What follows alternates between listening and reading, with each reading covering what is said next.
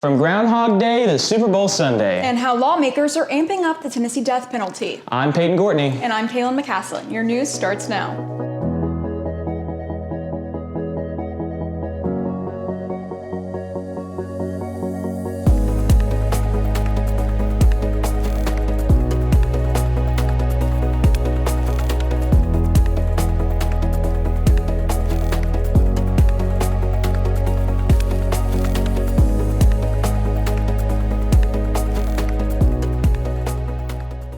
Tennessee lawmakers are trying to make the death penalty stricter after a Signal Mountain man pleaded guilty to multiple counts of child sex crimes. Stephen Rappaport was accused of 52 child sex crimes. He allegedly filmed himself assaulting minors from infancy to 4 years old. His case has sparked a new state bill after he avoided the death penalty for his crimes. The bill adds 12 new aggravating factors that would make it easier for these cases to qualify for the death penalty or with life without parole. The bill is expected to pass at the end of this month when it goes to the House. The brother of Today Show host Savannah Guthrie renewed the family's plea for their mother's kidnapper to contact them. Cameron Guthrie, I'm speaking for the Guthrie family. Whoever is out there holding our mother, we want to hear from you. We haven't heard anything directly. We need you to reach out and we need a way to communicate with you so we can move forward. But first, we have to know that you have our mom. We want to talk to you and we are waiting for contact. That comes hours after an Arizona sheriff said that investigators don't have proof that Nancy Guthrie is alive, but they believe she's still out there. They are 5 days into their desperate search for an 84-year-old Nancy Guthrie. Authorities have not identified any suspects or persons of interest. They think she was taken against her will from her home in Tucson over the weekend. DNA tests showed that the blood found on the Guthrie's front porch was a match to Nancy Guthrie. Investigators say that they are taking ransom notes that were sent to media outlets very seriously. Details included a demand for money, with a Thursday evening deadline and a second deadline for Monday if the first one wasn't met. UTC has began reaching a historical high with enrollment rates. This spring semester 2026 is topped with more than 11,000 students. That's a record amount for the spring semester.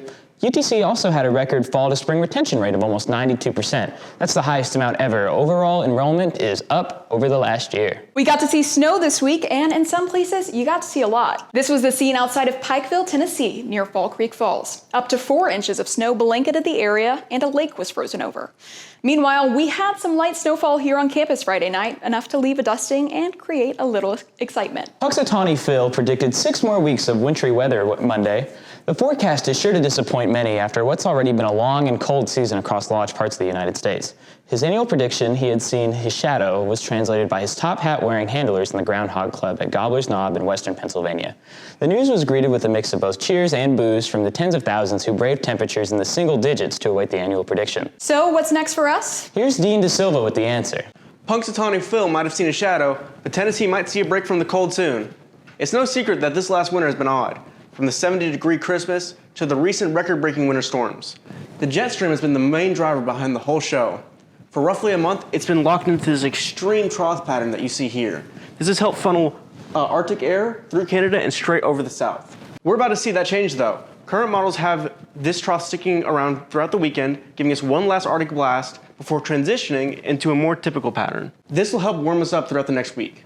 Onto the forecast. Saturday, we're looking at a high of 43 and a low of 28.